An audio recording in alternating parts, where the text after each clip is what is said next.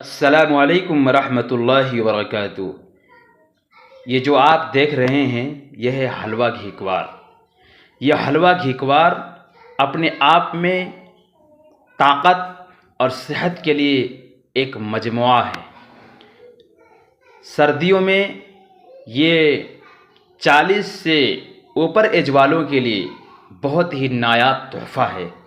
इसको खाने से जिस्म के तमाम अज्जा को ताकत मिलती है। दिल गुर्दा, फेफड़ा, किडनी और तमाम जोड़ों को ताकत मिलती है। यहाँ तक कि जोड़ों में जो कैल्शियम की कमी हो जाती है उस कैल्शियम की भरपाई करता है, नया खून बनाता है, हड्डियों को ताकत देता है। और जो कमज़ोरी की वजह से या बुढ़ापे की वजह से जोड़ों में दर्द होता है, घुटनों में दर्द होता है, कमर में दर्द होता है, उस दर्द को ख़त्म कर